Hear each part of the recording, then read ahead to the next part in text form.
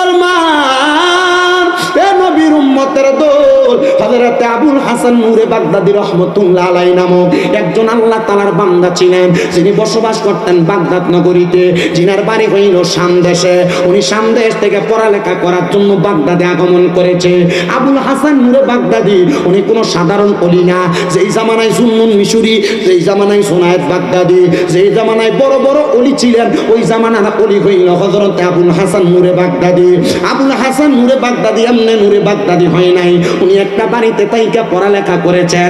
ওই বাড়ির মধ্যে পড়ালেখারত অবস্থায় ওনার বাড়ির মালিক রাত্রবেলা ঘর থেকে বের হয়ে দেখে আবুল হাসান যেই ঘরের মধ্যে পড়ালেখা করে তার ঘরের মধ্যে তাইকা আসমান পর্যন্ত একটা নূরের তাজাল্লি দেখা যায়। এবার ওই ঘরের বাদশা মালিক যাইয়া সুনায়েত বাগদাদীর কাছে যা ফরিয়াদ জানায়, হুজুর আমি তো আমার ঘরের বাড়ির যে হুজুরটাকে দেখলাম, ওনার ঘর থেকে একটা নূরের আলো আসমান পর্যন্ত দেখা যায়, আমার মনে হয় এই ছেলেটা কোনো সাধারণ ছেলে না। সুনায়েত বাগদাদী কয়, না না, উনি কোনো সাধারণ ছেলে না। ওনার জন্মের আগে ওনার আব্বা জান ইন্তেকাল করেছে, ওনার জন্মের পরে 7 বছরের মাথায় ওনার আম্মা জান ইন্তেকাল করেছে। কিন্তু ওনার আম্মা জান ওনার জন্মের পর থেকে, যখন থেকে ওনার রক্ত প্রবাহিত হওয়া বন্ধ হয়েছে, এরপর থেকে আর কোনোদিন উনি তাহাজ্জুদের নামাজও কাজা করে নাই। আমরা তো ফজর বলেন, জোহর বলেন, আসর বলেন, মাগরিব বলেন, এশা বলেন, আমাদের 5 ওয়াক্ত নামাজের তো কাজা হয়ে যায়।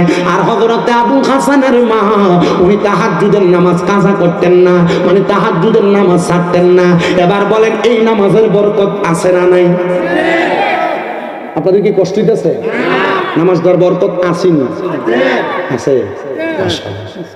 আপনাদের যদি কষ্ট হয় আপনারা ধৈর্যের সাথে বসবেন, কত সুন্দর হইতো যদি সবগুলা মানুষ বসত।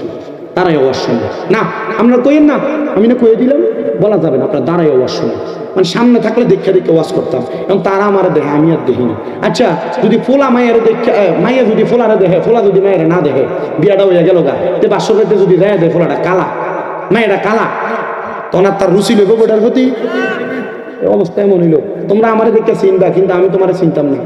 আপনাদের ঢাকা শহরে ঘুরি আর কুমিল্লা শহরে ঘুরি থাকি, হুজুর আসসালামু আলাইকুম, চিনছুন নি হুজুর আমারে? চিনছুন না তো, বাড়ি কো?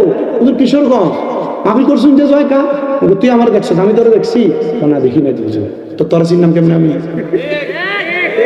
বিষয় তো এটাই হয়েছে, তোমরা আমার দেখতেছ কিন্তু আমি তোমরা দেখতেছি না। মন চাইলে বইও, মন না চাইলে বইয়ার দরকার নেই। আল্লাহ আমরারই কবুল করো, আমিন কর। ওয়াজিলা দর্শিরা পড়বুনি, আপনারা আসুননি, একটু মোহাব্বতে দুরূদ শরীফ পড়েন। আল্লাহুম্মা সাল্লি আলা, মোবাইলটা কি ধরে বললাম শুরুটা? আচ্ছা আচ্ছা, মুহাম্মাদ ওয়া আলা আলি।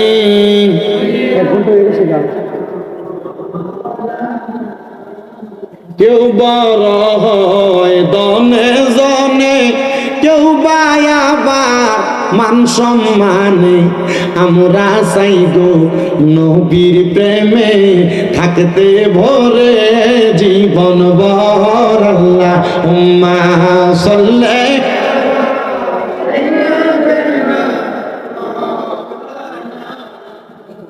ওয়া আলা আলি সাইয়্যিদিনা। আল্লাহর ওলি জুনায়েদ বাগদাদী ডাক দিয়া কয়, জগৎবাসী, এই ছেলেটার মা, তার বয়স যখন 7 বছর বয়স ইন্তেকাল করছে, তার জন্মের পরে তার মার রক্ত প্রবাহিত হওয়া বন্ধ হওয়ার পর, মানে সন্তান জন্ম দেওয়ার 40 দিন পর্যন্ত তার মা সময়টা যাওয়ার পর থেকে একদিনও তাহাজ্জুদের নামাজ ছাড়ে নাই, হারাম ওয়াক্ত ব্যতীত। কিন্তু তার মা জননী যখন সে ব্যক্তির 6 বছর বয়স, তখন তাইকা সে তার আম্মা জানলে অনুসরণ করে তাহাজ্জুদের নামাজ পড়ে। আসেন রে বাবারা, আমি আপনাদেরকে তাহাজ্জুদের নামাজের একটু ফজিলত বর্ণনা করি। আমার আল্লাহ কুরআনুল কারীমের মধ্যে বলেন, ওয়া মিনাল লাইলি ফাতাহাজ্জাত বিহি নাফিলাতান লাকা আসা আইয়াবাসাকা রাব্বুকা মাকামাম মাহমুদা। আল্লাহ কয়, নবী আপনি রাতের কিছু অংশে তাহাজ্জুদের নামাজ আদায় করেন, অতি সত্বর আপনাকে মাকামে মাহমুদ, প্রশংসার জায়গা দেওয়া হবে। আমার নবীজি এই আয়াত যখন আমার নবীর উপর নাযিল হয়েছে, আমার নবীজি মা আয়েশা সিদ্দিকা রাদিয়াল্লাহু তাআলা আনহার সাথে একই হুজরা মুবারকের মধ্যে অবস্থান করতেছে। আমার নবীজি সিজদার মধ্যে যে কান্নাকাটি করতেছে। নবী যখন এশারের নামাজের পর থেকে নামাজের সেজদা দেয়। আম্মা জান আয়েশা কয় আমার নবীর এত লম্বা সেজদা, এত লম্বা রুকু আর কোনোদিন দিতে দেখি নাই। আমার নবীজি 2 রাকাত নামাজ পুরা রাত্র পর্যন্ত আদায় করে ফেল। কথা কতরা আপনি দাঁড়িয়ে রয়েছে।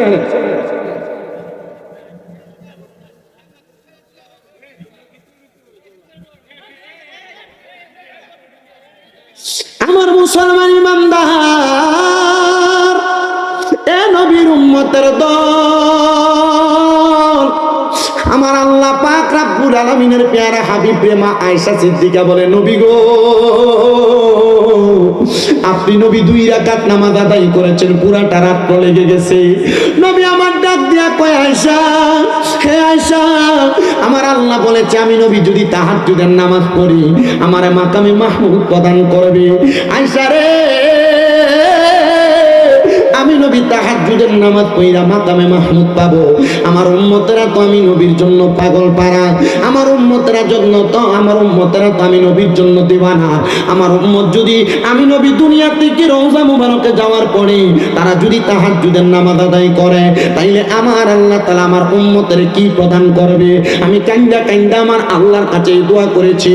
আম্মা জান আয়েশা কই, নবী গো, আপনি তো মুস্তাজাবাতুদ দাওয়াত, আপনি কোন দোয়া করলে আমার আল্লাহ দোয়া ফিরায় না। আমার নবী ডাক দিয়া কয়, আয়েশা, আমার আল্লাহ তাআলা আমি নবীর দোয়া কবুল করেছে। নবী গো, আমার আল্লাহ তাআলা আপনি নবীর দোয়া কবুল করে কি বইলা দিছে। আমার নবী ডাক দিয়া কয়, আয়েশা, আমার আল্লাহ তাআলা বলছে আমার উম্মত যদি তাহাজ্জুদের নামাজ পড়া আমার আল্লাহর কাছে কোনো কিছু চায়, আমার আল্লাহ উম্মতের তা দান করব। এ পর্দার অন্তরালের মা বোনেরা, আপনার ঘরের মধ্যে শান্তি হয় না, আপনার ঘর থেকে অভাব অনটন যায় না, আপনার ঘরের মধ্যে থেকে রোগ বালা মুসিবত যায় না। এ যুবক, বিদেশ যাওয়ার চেষ্টা করে যাইতে পারো না, ব্যবসা করেন মুরব্বীরা বরকত হয় না।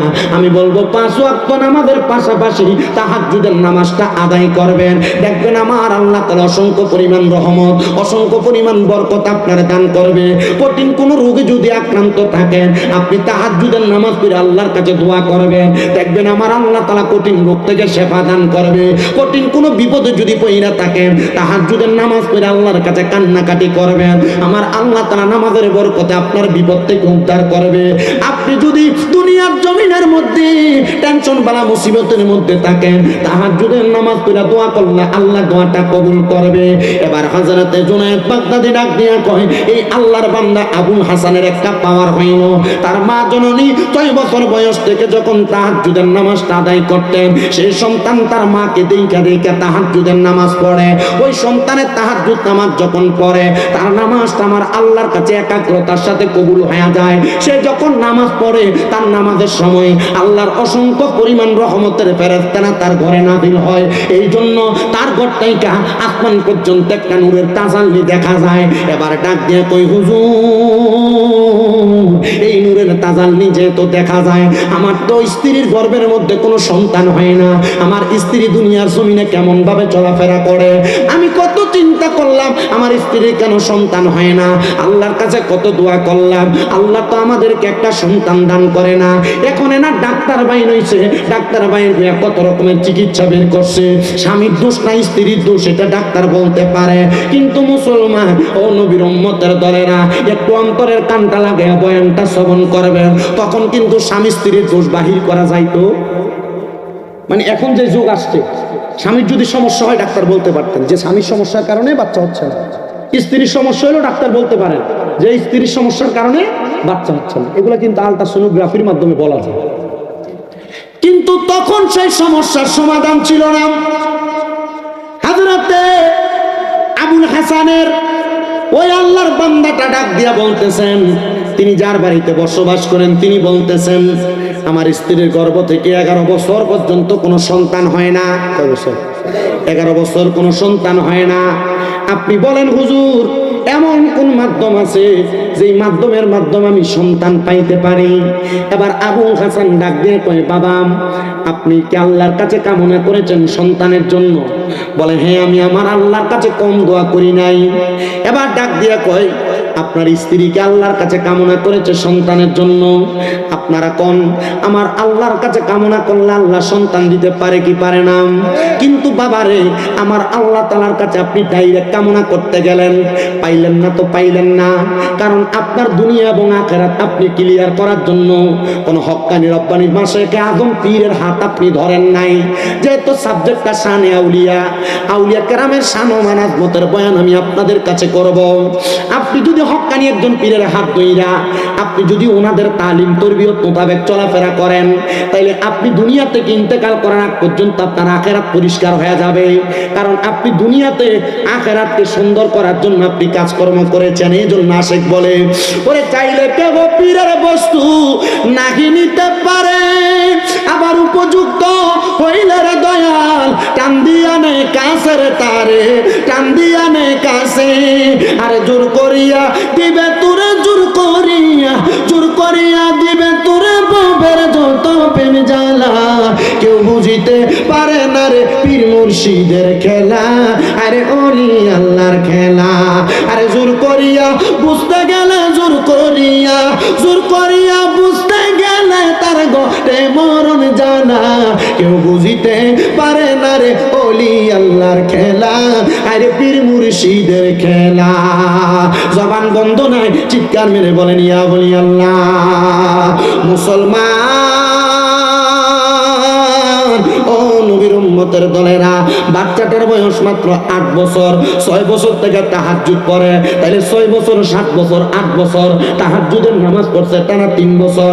ডাক দিয়া কই ও বাদশা, আপনি তো আপনি তো আল্লাহর কাছে চাইছেন, আপনার বউও তো চাইছে, কোনদিন জামাই বউ দুইজন এক লগে চাইছেননি?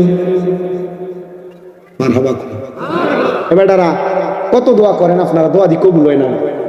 ওই যে বাসর রাইতে ঢুকাইয়া দিয়ে 2 রাকাত নামাজ পড়াইছিল, এরপরে বউরে লয়ে কবে 2 রাকাত নামাজ পড়ছেন? বুকটা তার দিয়ে করেন। এই লাইলাতুল মেরাজের রাত যায়, বরাতের রাত যায়, কই বউরে লয়ে 2 রাকাত নামাজ পড়েন না?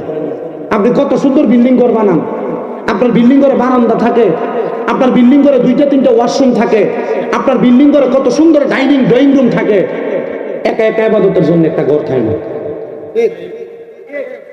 কি কথা কন না কেন?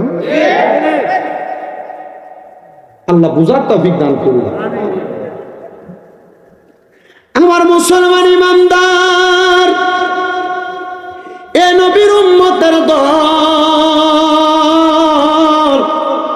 ডাক দিয়ে কয় স্বামী স্ত্রী 2 জন একসাথে দোয়া করছেননি? একসাথে দোয়া করলে আল্লাহ দোয়া কবুল করে। কিন্তু আমরা সমাজে নতুন নতুন মাসালার ফতুয়া দেই না, বেড়ার অভাব নাই। আয়া কয় সম্মিলিত দোয়া করা বেদাত। এমন সিটিং আছে না নাই? কথা কয় না আছে না নাই? এই সিটিংটির কারণে বর্তমান যুব সমাজ ধ্বংসের পথে যাইতেছে। আগে কত সুন্দর তারাবির নামাজ পড়তাম আমরা, 20 রাকাত। যুবকটার কানের মধ্যে মাথার মধ্যে ফতুয়া দিয়া দিতে, ফতুয়া ঢুকাই দিতে, কয় 8 রাকাতের বেশি কোনো তারাবি নাই, নবীজি 8 রাকাতের বেশি পড়ছে না। এবার রমজান মাস আসলে মসজিদের ভিতরে সামনের কাতারে যায় 20 রাকাত তারাবি সবাই পড়ে। এবারে নতুন মাসালা শিক্ষা, নতুন ফতুয়া শিক্ষা, মসজিদের সামনের কাতারে 8 রাকাত করে মুরব্বীরা ডিয়া ডিয়া বাইর হয়। আপনারা কোন এমন সিটার মার্কা মুসল্লিও বাংলা সমাজে আছে না? না,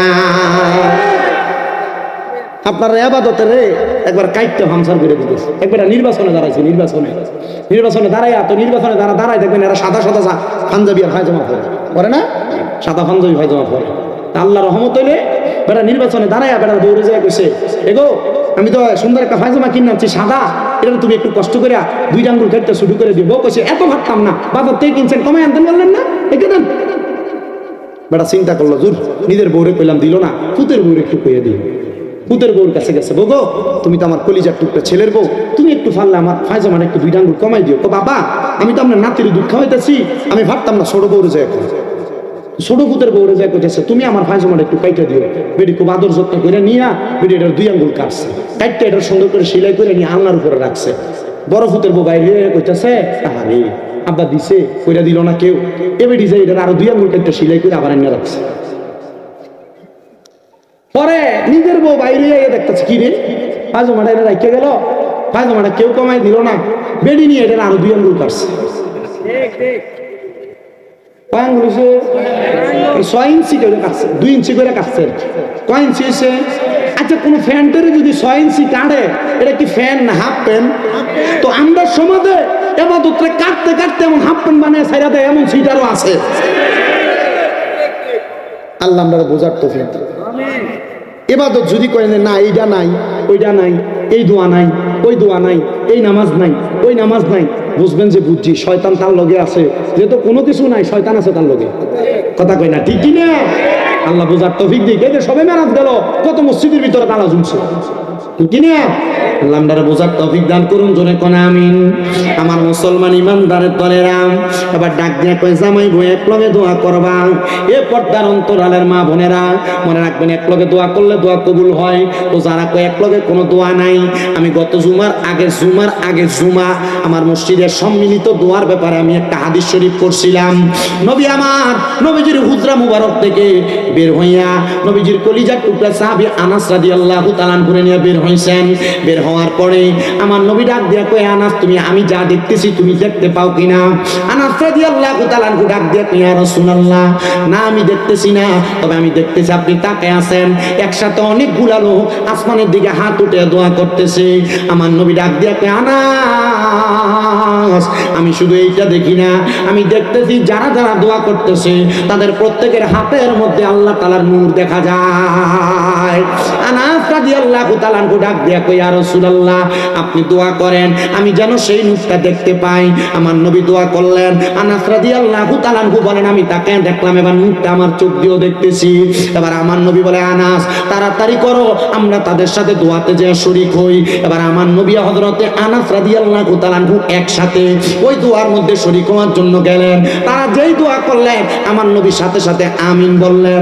আরে বাবা মনে রাখবা, সবাই যদি কোনো জায়গার মধ্যে কোনো দোয়া করে, কেউ যদি আমিন বলে, তারা যেই দোয়া করে এই দোয়াটার অংশীদার আমিন বলনেওয়ালা ব্যক্তিও পাওয়া যায়। এবার রহমাতুল লিল আলামিন নবীর এই হাদিসে মুবারাক আনাস রাদিয়াল্লাহু তাআলা বর্ণনা করতেছে, আমরা যে জায়গার মধ্যে দেখলাম অনেকগুলা মানুষ একসাথে দোয়া করে, তারা দোয়া করতেছিল, তাদের এলাকার মধ্যে বৃষ্টি নাই, খরা লাগছে, তারা দোয়া করছে আল্লাহ যেন তাদেরকে বৃষ্টি প্রদান করে। আর আমার নবী আমিন আমিন বলেছে। আমরা এখান থেকে মসজিদে নববীতে যাওয়ার পর একটানা 7 দিন পর্যন্ত বৃষ্টি হয়েছে। তার মানে বোঝা যায় একসাথে অনেক ব্যক্তি দোয়া করলে দোয়া কবুল হয়ে যায়। এজন্য সবাই একসাথে বেশি বেশি করে দোয়া করবেন। কোন জায়গায় দোয়া হইলে দাওয়াত দিক আর না দিক দোয়াতে শরীক হইবেন। মনে রাখবেন একসাথে দোয়া করলে দোয়া কবুল হয়ে যায়। এবার আল্লাহর ওলি হযরতে আবুল হাসান ডাক দিয়ে বলতেছে, এ বাবা আপনি কি দোয়া করেছেন আপনার স্ত্রীকে নিয়ে? বলে না। বলে আজকে থেকে আপনি তাহাজ্জুদের নামাজ পড়া আপনি এবং আপনার স্ত্রী একসাথে আমার আল্লাহর কাছে দোয়া করবেন, আল্লাহ যেন আপনাদেরকে সন্তান দান করে। বাড়ির মধ্যে যাইয়া আল্লাহ পাক রব্বুল আলামিনের বান্দাটা স্ত্রীকে ডাক দিয়া বলেন, স্ত্রী এতদিন তো আমার সন্তান হয় না, তোমাকে আমি দোষ দিতাম, তোমার সন্তান হয় না তুমি আবার আমাকেও দোষ প্রদান করতা, কিন্তু না না না, এখন থেকে আমরা দুইজন কাউকে দোষ দিব না। আসো না আজকে রাতে স্বামী স্ত্রী একসাথে ওযু বানাইয়া, এতদিন তো আলাদা আলাদা দোয়া করেছি, আমরা একসাথে আল্লাহর কাছে দোয়া কামনা করি। এবার স্বামী স্ত্রী দুইজন ওযু বানাইয়া রাত্রবেলা আল্লাহ তাআলার কাছে দোয়া কামনা করতেছে। আল্লাহ তাআলার কাছে ডাক দিয়া কই, মনি ও দয়াল আল্লাহ আপনি আমার একটা সন্তান দান করেন, একটা সন্তান দান করেন, একটা সন্তান দান করেন। আপনারা বলেন আল্লাহর কাছে কান্নাকাটি কই না সন্তান চাইলে আমার আল্লাহ সন্তান দিতে পারে কি পারে না? ওনারা দুইজন বলে তাহাজ্জুদের নামাজ একটানা 3 মাস পর্যন্ত পড়েছি। 3 মাস একটানা 3 মাস পর্যন্ত তাহাজ্জুদের নামাজ পড়া আমরা স্বামী স্ত্রী একসাথে দোয়া করেছি। একদিন যখন 3 মাস শেষ, আমরা দোয়া কইরা নামাজের মুসল্লার মধ্যে কাঁদতেছি। কান্না করার পরে হঠাৎ করে আমরা দেখতে পাইলাম কোথা থেকে জানি গায়েবী ভাবে একটা আওয়াজ আসতেছে। ওই আওয়াজের মাধ্যমে আমাদের কানের মধ্যে শব্দ হইতেছে, এ আল্লাহর বান্দারা তোমরা যে তাহাজ্জুদের নামাজ পড়া সন্তান কামনা করো, আমার আল্লাহ তোমাদের দোয়া কবুল করেছে, তোমাদেরকে একটা নেকা সন্তান দান করবে। হায়রে আমার মুসলমানের দলেরা, ও আমার মহিষাখালীর যুবকেরা, মুরব্বী বাবারা, পর্দার অন্তরালের মা বোনেরা, আপনারা বলেন যাদেরকে আল্লাহ 11 বছর পর্যন্ত কোনো সন্তান দেয় নাই, হঠাৎ করে যদি গায়েবীভাবে শব্দ পায় আল্লাহ তাআলা তাদেরকে সন্তান প্রদান করতেছেন, আপনারা বলেন তারা কি খুশি হবে না বেজার হবে? অবশ্যই খুশি হবে। 11 বছর পরে সন্তান পাবে। একদিন, 2 দিন, 3 দিন করতে করতে তাদেরকে একটা সন্তান দেওয়া হয়েছে। তারা সন্তানটাকে সুন্দরভাবে লালন পালন করে। এবার যেই বাদশা আবুল হাসানের কাছে তাহাজ্জুদ নামাজের তালিম নিছে, আবুল হাসান নামক আল্লাহ তাআলার ওলির কাছে যায় বলতেছে, হুজুর, ও হুজুর, আমার আব্বা আম্মা বড় কষ্ট করে আমার মানুষ করছে, কিন্তু আমার আব্বা আম্মা অন্ধকার কবরে কেমন আছে আমি জানি না। আপনি কি আমাকে বলবেন আপনার তালিমের মাধ্যমে আমার আম্মা আব্বার কবরের খবর আমি জানতে পারবো কিনা? হাইরে, আমি জানি না মহিষাখালীর কত যুবকেরা তাদের মারে মাটি দিয়া, তাদের বাবারে মাটি দিয়া আজকের মাহফিলের মধ্যে বসেছে। মনে রাখবে মহিষাখালীর বাবারা, তোমাদের মা যদি কবরে থাকে, তোমাদের আব্বা যদি কবরে থাকে, তোমাদের দোয়ার বরকতে আল্লাহ তাআলা তোমাদের মা বাবার জীবনের গুনাহ মাফ করে দিবে। এবার ওই আল্লাহর বান্দা ডাক দিয়া কয়, হুজুর, আমি আমার মা বাবার কবরের অবস্থা সম্পর্কে জানতে চাই। এবার আল্লাহর ওলি তাকে তালিম প্রদান করলেন, তুমি তালিম নাও, এখন থেকে তুমি আমার আল্লাহ তাআলার কাছে 5 ওয়াক্ত নামাজ পড়া, তাহাজ্জুদের নামাজ পড়া, চোখের পানি ফালায়া ফালায়া কানবা, আল্লাহ যেন তোমার তোমার আব্বা আম্মার খবর তোমার জানায়া দেয়। এবার আল্লাহর বান্দা তাহাজ্জুদের নামাজ পড়া বারবার কান্নাকাটি করে। উনি বলেন, আমি কান্নাকাটি করতে করতে যখন আমি বারবার আমার আল্লাহর কাছে ফরিয়াদ জানাই, আল্লাহ আমার আম্মা আব্বার কবরের খবর তুমি বলো, আমার আল্লাহ তাআলা তার দোয়াটা 1 দিন, 2 দিন, 3 দিন করে দোয়া কবুল করে না। অল্প কিছুদিন পরে ওই বাদশা বলে, আমি দেখতে পাইলাম আমি যখন নামাজের মুসল্লার ভিতরে কান্না করি, আমার মা আমার আব্বা জান আয়েশা আমার মাথার মধ্যে হাতটা বুলিয়ে দিতেছে। আমি জিজ্ঞাসা করলাম, কে গো আপনারা? আপনাদের শরীরের মধ্যে এত সুন্দর সুন্দর জান্নাতের পোশাক, এই পোশাক তো দুনিয়ার কোনো জায়গায় দেখা যায় না। ওনারা আমারে ডাক দিয়া কয়, আমরা হইলাম তোমার কলিজার টুকরা মা বাবা, তোমার জন্মদাতা মা বাবা। আপনারা কোথা থেকে আগমন করেছেন, কি কারণে আগমন করেছেন? বলে, তুমি না তোমার মা বাবার কবর অবস্থা সম্পর্কে জানতে চাইছো? আমার আল্লাহ তাআলা এমন একটা সুযোগ আমাদেরকে দিয়েছে, তুমি সন্তানের দুয়ার বরকতে আমরা মা বাবা তোমার সাক্ষাৎ প্রদান করলাম। আমি যেদিকে তাকাই শুকরিয়া শুকরিয়া শুকরিয়া জানাই, তুমি কত বড় মহান আল্লাহ, দয়ার সীমা নাই। তুমি পাহাড় ভাঙ্গা সাগর করো, সাগর বইরা নগর করো, পাহাড় ভাঙ্গা সাগর করো, সাগর বইরা নগর করো, ধনীর গরিবি বানাও, ফকিরকে বাদশাহ। বলেন, ধনীর গরিবি বানাও, ফকিরকে বাদশাহ। শুকরিয়া শুকরিয়া শুকরিয়া জানাই, তুমি কত বড় মহান আল্লাহ, দয়ার সীমা নাই। এবার বলেন, আল্লাহর শুকরিয়া আদায় করলে লাভ আছে না নাই? আমার নবী ডাক দিয়া কই, উম্মত, ও আমি নবীর উম্মতের দলেরা, দুনিয়ার জমিনের মধ্যে আল্লাহর যেই বান্দা আমার আল্লাহ তাআলার শুকরিয়া আদায় করবে, আমার আল্লাহ তাআলা ওই বান্দারে দুনিয়া এবং আখিরাতে 10টা নিয়ামত প্রদান করবে।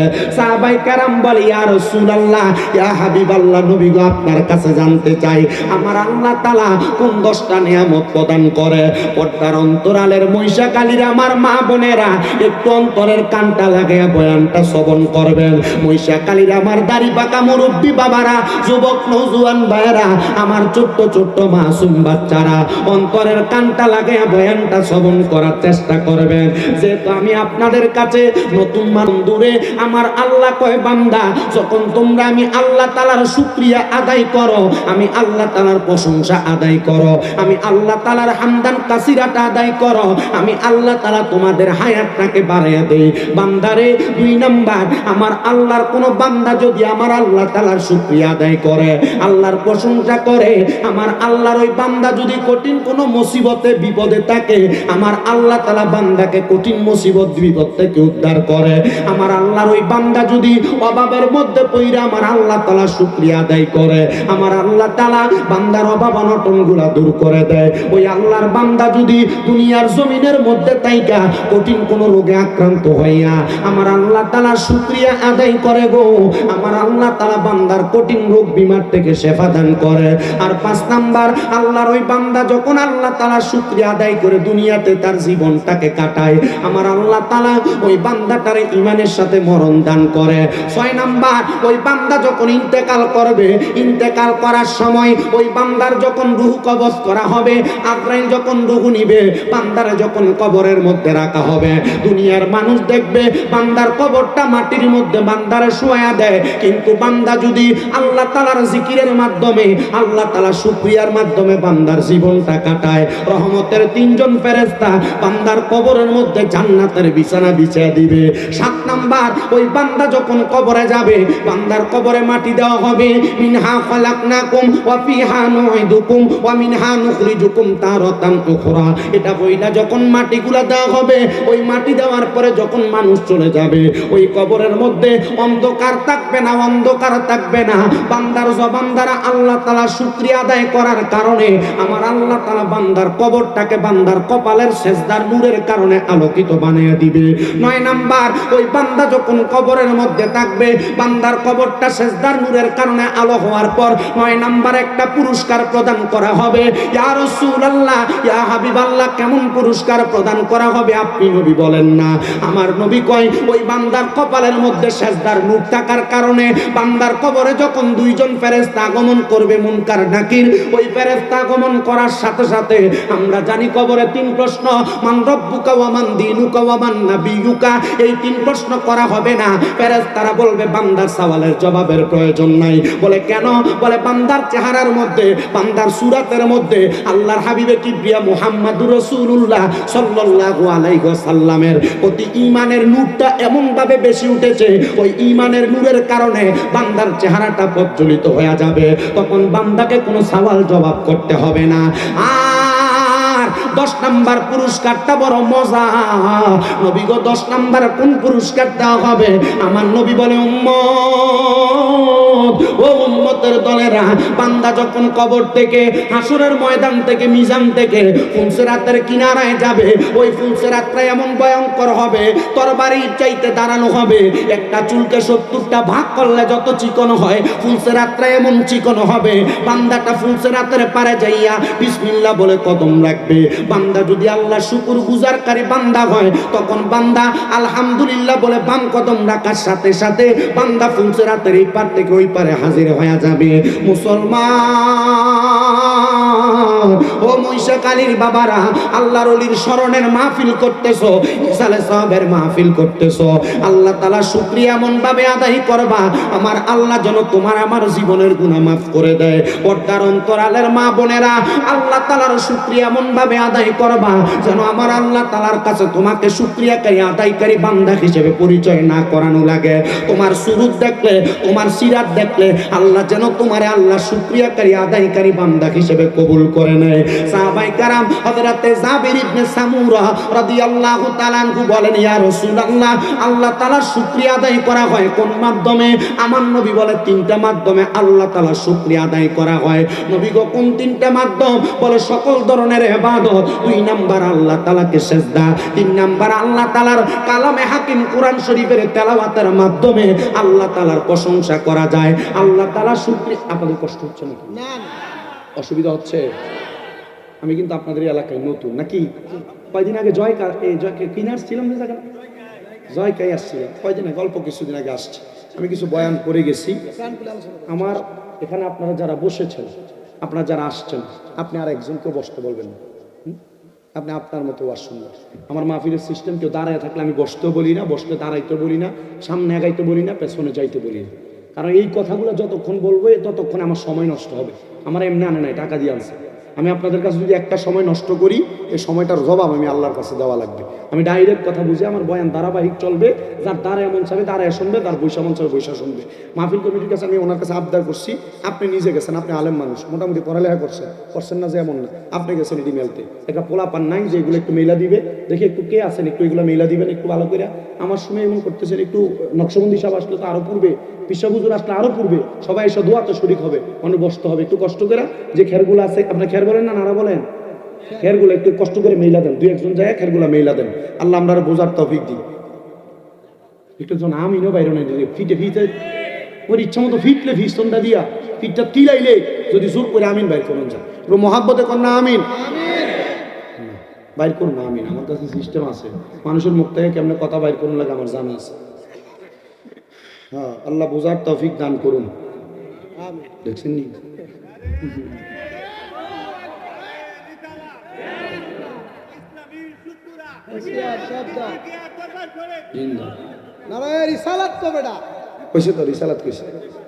আলহামদুলিল্লাহ কর একবার ভিক্ষা করবার লেগে গেছে। ভিক্ষা করতে যে গেছে এ ভাঙ্গা টিনের ঘর তো ভিক্ষা করছে। আল্লাহ রাস্তা মানে ভিক্ষা দিন গো, তো টিনের ঘরে মালিক বাইরে আরে 5 টাকা ভিক্ষা দিচ্ছে। কত? 5 টাকা ভিক্ষা পাইয়া দোয়া করছে, আল্লাহ তুমি তার লাখ লাখ টাকার মালিক বানাও। ঘরের মালিক খুব খুশি, আমার ভাঙ্গা ঘর লাখ টাকার মালিক হইলে আমি একটা সুন্দর ঘর দিতাম পারাম। পাশে 10 তলা বিল্ডিং, 10 তলা বিল্ডিং এর সামনে যায় ভিক্ষা দেন আল্লাহর রাস্তায়। এ মালিক বাইরে ফেরতিনি মানুষ তো 5 টাকা ভিক্ষা দিচ্ছে। দোয়া করছে আল্লাহ তুমিও তার লাখ টাকার মালিক বানাও। বেটা কিতা ওতে আমার বাড়ি দেখছস? কয় তালা? 10 তালা। তুই যে লাখ টাকার দোয়া করলি 10 তলা বিল্ডিং কি বেটা লাখ টাকার মালিক বানায়, কোটি টাকার মালিক বানায়? না আপনার পাশে যে ভাঙ্গা টিনের ঘর এত আমার 5 টাকা দিছে, এই দোয়াই করছি। তো যেমন টেহা এমন দোয়া, আপনার আমার যেমন আওয়াজ দিবেন এমন দোয়া করবেন। ও আসুই বেটা পকেট থেকে ডরে 500 টাকার নোট বের করেছে, বাবা দোয়াটা একটু বাড়াইই করে।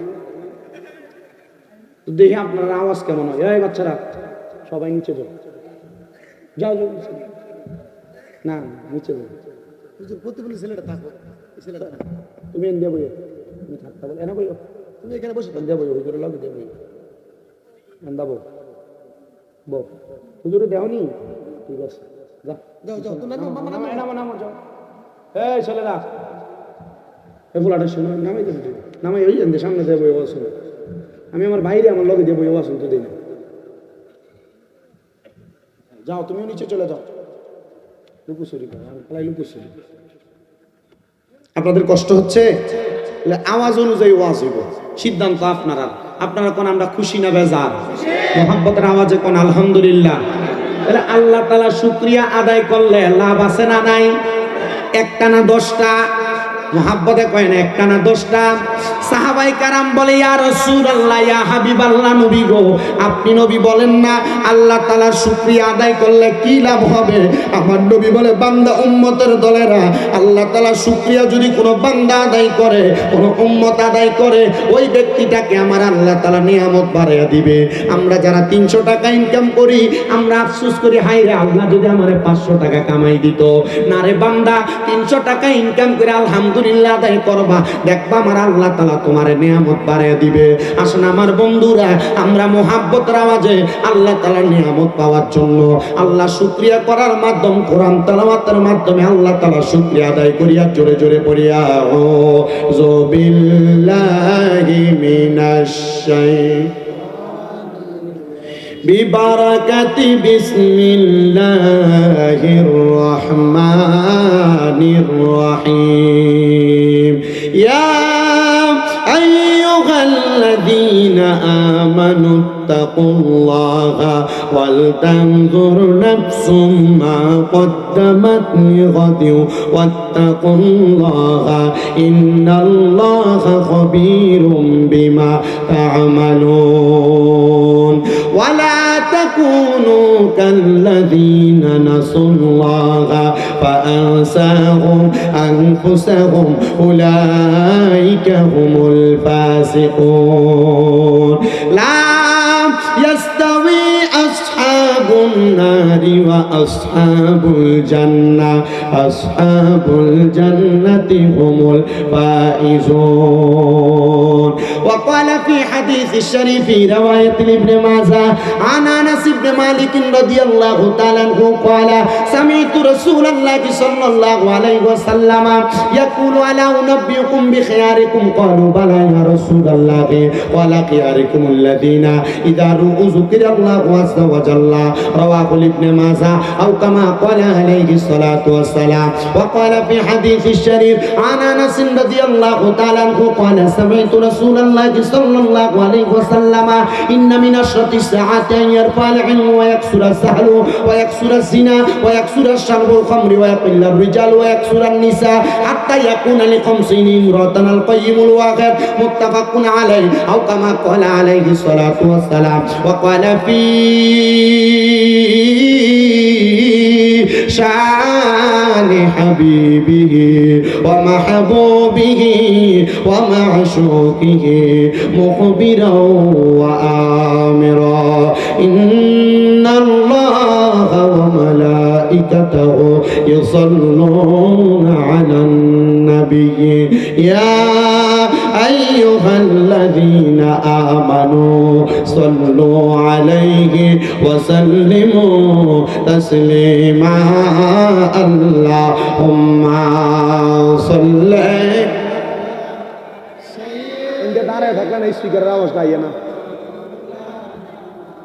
محمد وعلى آله মনিটরে একটু সাউন্ড দেন জবান খুলে জোরে জোরে দুরূদ শরীফ আদায় করেন আল্লাহুম্মা সাল্লি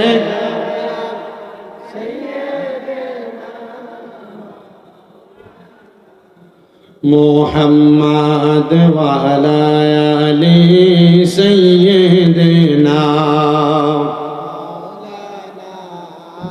বেবে দেখো মনে মনে প্রেমনি করছ নবীর সনে বেবে দেখো মনে মনে প্রেমনি করছ নবীর সনে নইলে ঠেকবার হাসরে মুহাম্মদিয়া রাসূলুল্লাহ আল্লাহুম্মা সাল্লি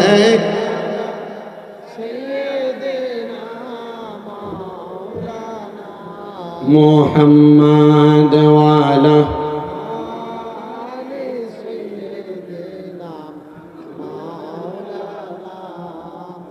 আপনাদের কি দুরূদ শরীফ পড়তে কষ্ট হচ্ছে? আমার নবী রাহমাতুল লিল আলামিন নবী আমার বলে উম্মত দুনিয়ার জমিনে সবচাইতে বখিল মানে কিফটা ওই উম্মত যার সামনে আমি নবীজির দুরূদ শরীফ পড়া হইল আর সে তার জবানকে বোবার মতো করে রাখলো। আমি এত মোহাব্বত নিয়ে দুরূদ শরীফ পড়ছি আর আপনারা মুখকে একবার বোবার মতো করে রাখছেন। চিন্তা করেন রসুল যদি আপনাকে বখিল আর কিফটা বলে তা ডাক দেয় আপনি রসুলকে মুখ দেখাইতে পারবেন কিনা? শুধু এই কথা বলেন না, রসুল বলেন দুনিয়াতে যেই ব্যক্তি আমি নবীর প্রতি যত বেশি দুরূদ শরীফ আদায় করবে জান্নাতের মধ্যে ওই ব্যক্তি আমি নবীর তত কাছাকাছি থাকবে। জোরে সরে পড়ি সুবহানাল্লাহ। তাহলে মুহাব্বতে দুরূদ শরীফ পড়েন আল্লাহুম্মা সাউন্ড বাড়াইতে গেছি বেশ না মাওলানা মুহাম্মদ ওয়ালা আলি সাইয়্যিদিনা দয়াল নবীজির ফসিনা মুবারক মেশকের চাইতে আরো সুগ্রান সাহাবীরা আতর রূপে করতেন তাহা ব্যবহার আল্লাহুম্মা সাল্লি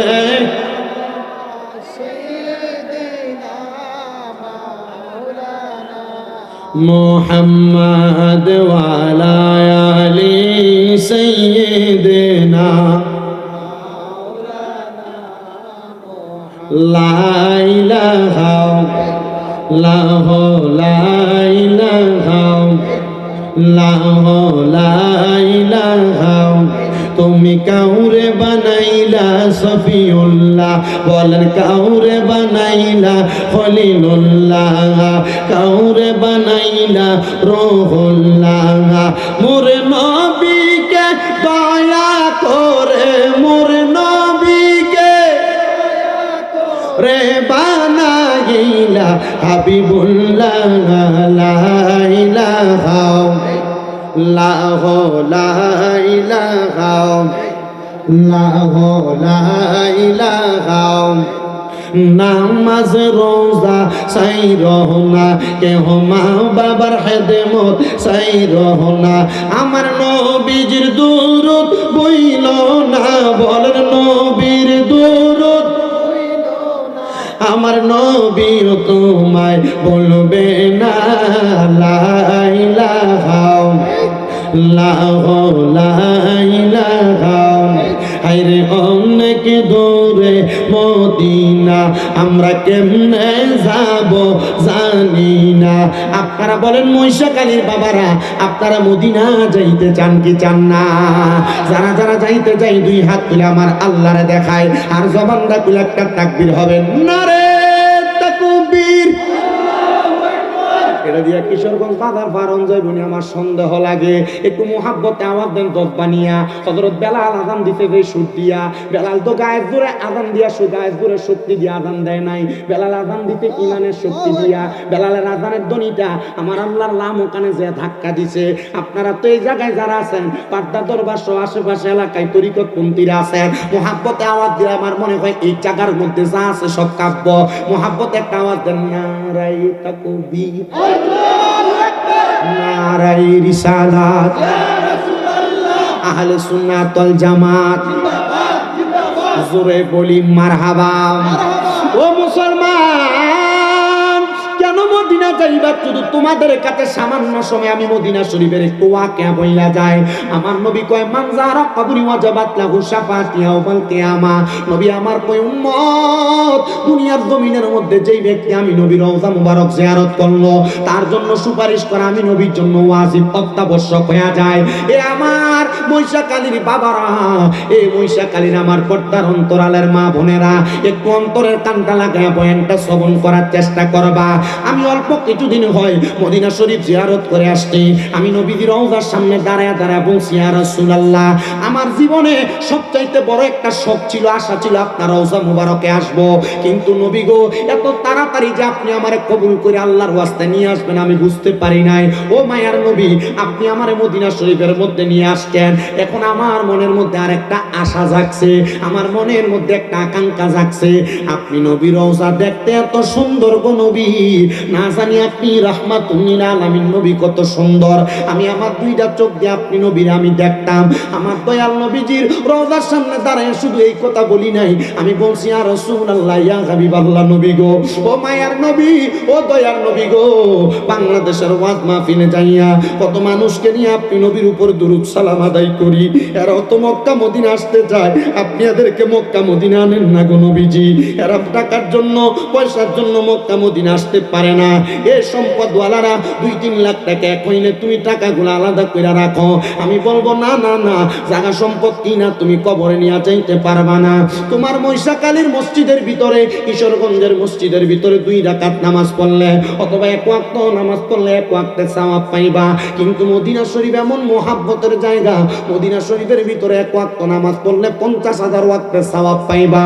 হায়রে আমার আম্মুজিরা, মক্কা শরীফ এমন বরকতের জায়গা, মক্কা শরীফের মধ্যে যাইয়া তোমরা যদি 1 ওয়াক্ত নামাজ পড়ো 1 লক্ষ ওয়াক্তের সওয়াব পাইবা।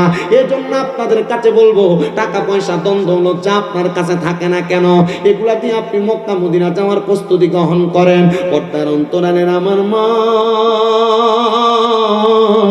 ও আমার আম্মুজিরা, তোমার স্বামী তোমারে বছরে বছরে স্বর্ণ গয়না জোড়ায়া দেয়, তোমার স্বর্ণ গয়না থেকে একটা বড়ি যদি আলাদা করে বিক্রি কইরা স্বামীর হাতে তুই না দিয়া কও আমারে তুমি টাকাটা দিয়ে মক্কা মদিনা পাঠাও, এত শান্তির জায়গা, এত মজার জায়গা, এই শান্তি তুমি দুনিয়ার কোনো জায়গার মধ্যে পাইবা না।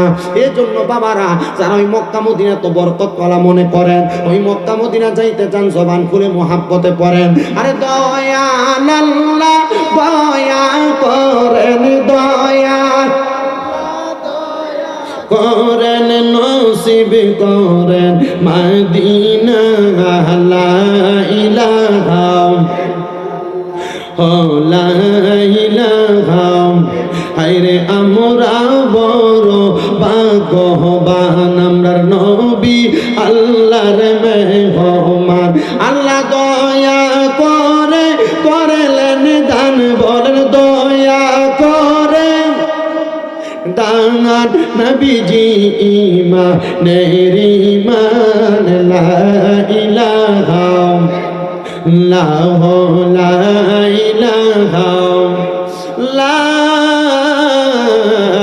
ইলাহা ইল্লাল্লাহু মুহাম্মাদুর মুহাম্মাদুর রাসূলুল্লাহ সাল্লাল্লাহু আলাইহি ওয়াসাল্লাম। আমার মুসলমান ইমানদার ও নবীর উম্মতের দলেরা, আজকের মাহফিলে তাবারুক দিবে আপনারা কিন্তু সেটা লোক করে আসেন নাই। এই মাহফিলের মধ্যে বসার উদ্দেশ্য আমরা যদি নবীর মোহাব্বত নিয়ে বসতে পারি, আমার আল্লাহ তাআলা আমাদের জীবনের গুনাহগুলো মাফ করে দিবে। কথা কন্যা ঠিক কিনা? এ মুসলমান, আমরা তো জীবনে অনেক গুনাহ করলাম। আমি স্বামী ইমরাদার গুনাহ যদি আপনারা দেখতেন, আমার মাহফিল আপনারা বক্তা বানায় বসাইতেন না। আল্লাহ গো, তোমার দরবারে লাখ লাখ শুকরিয়া, তুমি আমার গুনাহগুলা গোপন করে রাখছো। আল্লাহ গোপনে গোপনে গুনাহগুলা মাফ করে দিও। এ দাড়ি পাকা মুরব্বী বাবারা, আপনারা তো জীবনে অনেক গুনাহ করলেন। আপনার গুনার খবর আপনার সন্তান জানে না, আপনার মা জানে না, আপনার বাবা জানে না। সন্তান যদি জানতো আপনার বাপকে পরিচয় দিত না। এ যুবক, এ মুরব্বী বাবারা, এ আমার যুবক নওজোয়ান বন্ধুরা, তোমার জীবনের গুনাহ যদি তোমার আব্বা আম্মা দেখতো, তোমার ফুট বইলা পরিচয় দিত না। এ পর্দার অন্তরালের মা, তোমার জীবনের গুনাহ যদি তোমার সন্তান দেখতো, মা বইলা পরিচয় দিত না। তোমার স্বামী দেখলে তোমার স্বামী স্ত্রী বইলা পরিচয় দিত না। আল্লাহ, আমরা গুনাহ করছি, তুমি আমরার খানা রিজিক কোনো কিছু বন্ধ করো না। তুমি না বলছো লা তাকুনা তুমি রহমাতিল্লাহ, তোমার রহমত থেকে নিরাশ না হওয়ার জন্য। ইন্নাল্লাহা, নিশ্চয়ই তুমি আল্লাহ, ইয়াগফিরুয যুনুবা জামিআ, সকল প্রকার গুনাহগুলা ক্ষমা করে দাও। ইন্নাহু হুয়াল গফুরুর রহিম, নিশ্চয়ই তিনি আল্লাহ যিনি ক্ষমাশীল এবং দয়ালু। ওই আল্লাহ দয়ার আল্লাহ, ওই আল্লাহ মায়ার আল্লাহ, ওই দয়ার আল্লাহর কাছে জীবনের গুনাহগুলার জন্য চোখটা বন্ধ কইরা আমরা যদি আসমে জাতের জিকির করি, আমার আল্লাহ তাআলা গোপনের গুনাহগুলা গোপনে গোপনে মাফ করে দিবে।